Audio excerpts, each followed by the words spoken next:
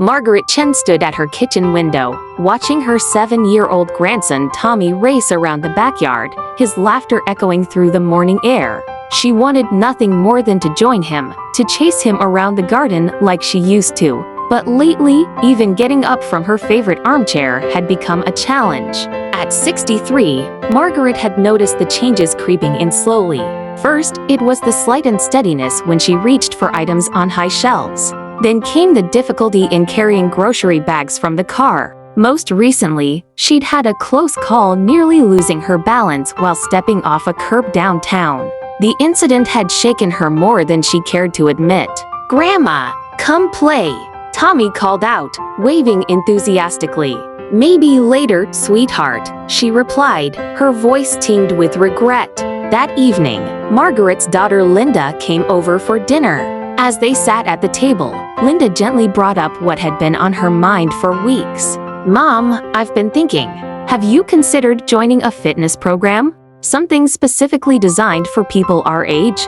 Margaret bristled slightly. "I'm not that old, Linda, and I walk around the house plenty." "I know, Mom, but Dr. Peterson mentioned that targeted exercises could really help with your balance and strength. Remember what he said at your last checkup?" Margaret did remember. Her doctor had warned her about sarcopenia, the natural loss of muscle mass that accelerates after 60. He'd explained that without intervention, she could lose up to 30% of her muscle strength by age 70. The statistics had alarmed her, but she'd pushed them to the back of her mind. "There's a senior wellness center that just opened near the community college," Linda continued.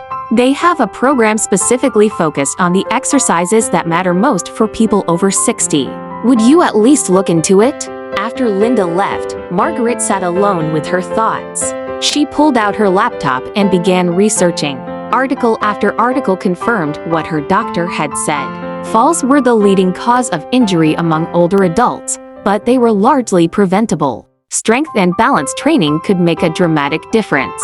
The next morning, Margaret called the Silver Lake Wellness Center. 2 weeks later, Margaret walked through the doors of the center for her first session. She was greeted by Sarah Martinez, a certified senior fitness specialist with warm brown eyes and an encouraging smile. "Welcome, Margaret. I'm so glad you're here. Let me tell you a bit about our philosophy," Sarah began as they settled into a quiet consultation room. "We focus on 3 fundamental exercises that research has shown to be absolutely essential for maintaining strength, balance, and independence after 60. Margaret leaned forward, curious despite her nervousness. "The first is squats, or what we call sit-to-stands. The second is single-leg balance work. And the third is resistance training for the upper body, particularly overhead pressing movements. These 3 exercise types target the most critical areas that decline with age." "That sounds manageable," Margaret said cautiously. "I was worried you'd have me running marathons." Sarah laughed. "Not at all. The beauty of these exercises is that they're scalable. We start exactly where you are today, and we progress gradually. Let me show you around." The fitness area was nothing like the intimidating gyms Margaret had seen on TV. It was bright and welcoming, with equipment that looked accessible and non-threatening. Several other people in their 60s and 70s were working with instructors, all at different fitness levels. "Let's start with an assessment," Sarah said, leading Margaret to a quiet corner. "I want to see your current baseline." Sarah had Margaret perform a simple test, sitting in a chair and standing up 5 times. Then she timed how long Margaret could balance on one foot. Finally, she tested Margaret's grip strength and her ability to reach overhead. The results were eye-opening. Margaret struggled to complete the 5 sit-to-stands without using her arms for assistance. She could barely balance on one foot for 3 seconds. Her grip strength was below average for her age group. "Don't be discouraged," Sarah said, noting Margaret's expression. "This is exactly why you're here. In 12 weeks, these numbers are going to look completely different. I've seen it happen dozens of times." Margaret's first proper workout was humbling. Sarah started with the sit-to-stand exercise, but modified. "We're going to work on your squat pattern," Sarah explained. "This movement is crucial because it mimics everything you do in daily life: getting out of chairs, getting on and off the toilet, getting in and out of the car. It works your quadriceps, glutes, and core all at once. Sarah positioned a chair behind Margaret with a cushion on top, making it higher than normal. We start high and gradually lower it as you get stronger. I want you to sit down slowly, pause for a moment, then stand back up. Focus on pushing through your heels. Margaret performed 10 repetitions, and by the 8th, her legs were trembling. Excellent. That trembling means you're working the right muscles, Sarah encouraged. We're going to do 3 sets of these, with rest in between. Next came the balance work. Sarah had Margaret stand near a wall with a chair in front of her for support. Place your fingertips lightly on the chair back, Sarah instructed. Now lift your right foot just an inch off the ground. That's it. Just hold it there. Margaret wobbled immediately, gripping the chair. It's okay to use the support. We're teaching your body a new skill. Your ankle muscles, your core, your hip stabilizers, they're all learning to work together in a way they haven't had to for a while. After several attempts on each leg, Sarah moved to the third component, upper body resistance. We're going to start with overhead presses using these light resistance bands, Sarah explained, handing Margaret a band that looked deceptively simple. This exercise is crucial because it maintains your shoulder mobility and strength essential for reaching into cabinets, hanging clothes, and maintaining your independence. Sarah showed Margaret how to step on the band and press the handles overhead. By the 10th repetition, Margaret's shoulders were burning. That's perfect. Feel that fatigue. That's your muscles adapting, getting ready to be stronger. As Margaret left her first session, she was exhausted but also strangely exhilarated. She'd done something for herself, something that felt genuinely important. Weeks 2 through 4, the struggle next few weeks tested Margaret's resolve. Her muscles ached in places she'd forgotten existed. She was sore after each session, though Sarah assured her this was normal and would decrease as her body adapted. Why is balance so hard? Margaret asked during her 5th session, frustrated after another wobbly attempt at standing on one leg. Think of balance like a skill that needs constant practice, Sarah explained. Your proprioception, your body's sense of where it is in space, diminishes with age if we don't challenge it. But the good news is that it responds quickly to training. You're already holding your balance 2 seconds longer than you did in week 1. Margaret hadn't noticed, but Sarah had been tracking every detail. The sit-to-stand exercises were progressing too. Sarah had lowered the chair height by 2 inches, and Margaret was starting to complete her sets without as much struggle. Your quadriceps are getting stronger, Sarah pointed out. Notice how you're not using your arms as much to push yourself up. That's pure leg strength developing. During week 4, Sarah introduced a variation that terrified Margaret: squats without the chair. I'm right here beside you, Sarah assured her. We're just going to practice the motion. Don't go too deep, just lower yourself a few inches as if you're about to sit, then come back up.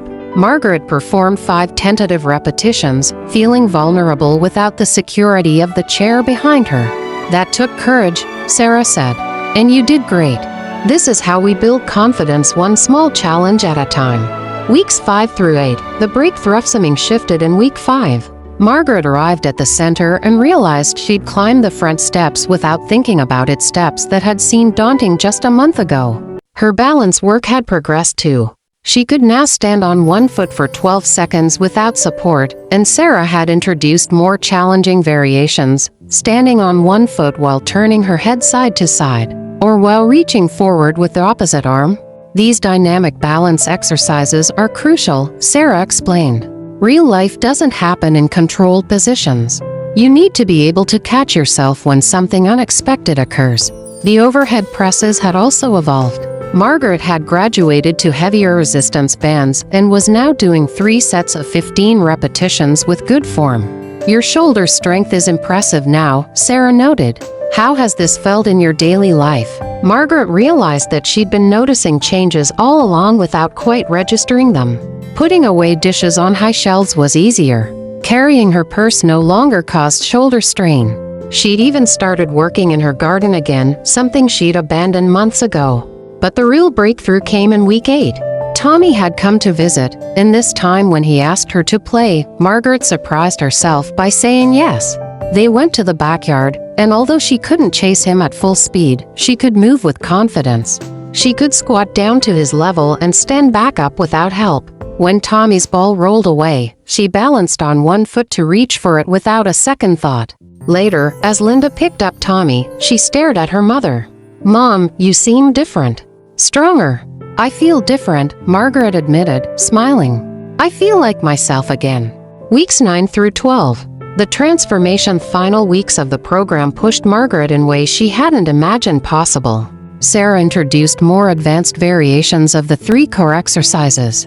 For squats, Margaret was now performing goblet squats holding a light dumbbell at chest level while squatting, which added an extra challenge to her core stability and leg strength. "These are incredible for functional strength," Sarah explained.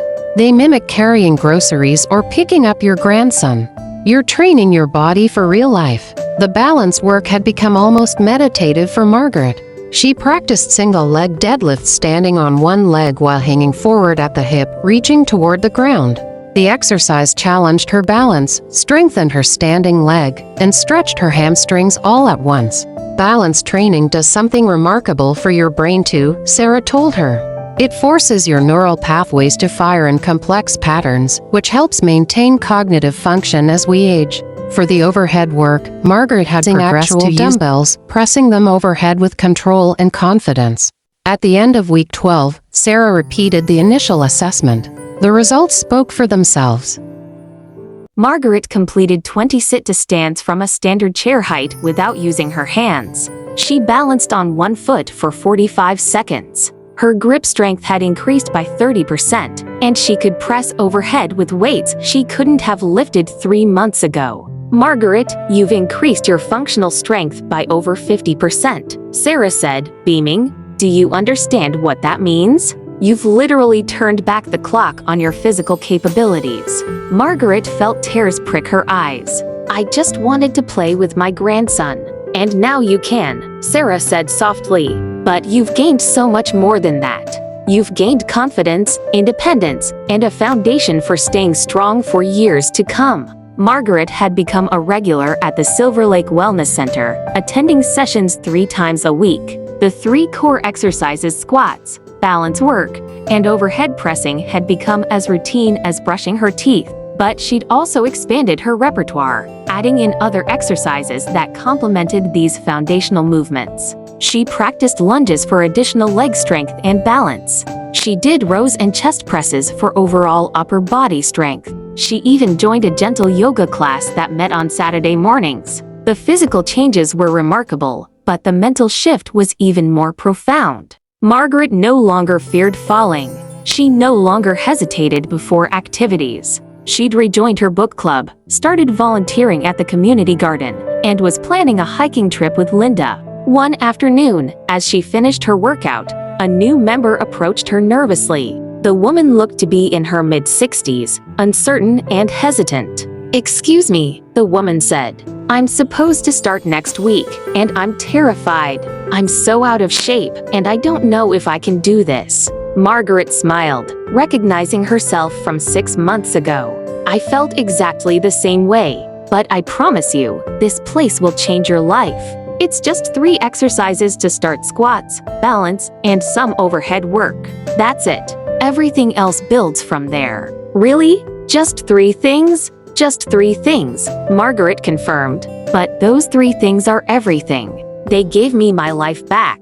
As Margaret walked to her car that day, she reflected on her journey. She'd learned that staying strong after 60 wasn't about complicated routines or expensive equipment. It was about consistency, proper progression, and focusing on the movements that mattered most. Squats kept her legs powerful and preserved her independence in daily activities. Balance training protected her from falls and kept her confident in her movements. Overhead pressing maintained her upper body strength and shoulder mobility. These 3 exercise types, practiced regularly and progressively, had transformed her from someone afraid of her own physical decline into someone who felt capable, strong, and ready for whatever life brought next. She thought about all the people her age who were struggling silently with weakness and unsteadiness, who believed these changes were inevitable, who didn't know that transformation was possible. That evening, she called Linda. "I've been thinking," Margaret said. Maybe I should get certified as a senior fitness volunteer. I want to help others discover what I've discovered. Mom, that's wonderful, Linda replied, her voice thick with emotion. You're inspiring. Margaret smiled. At 64, she wasn't slowing down. She was just getting started.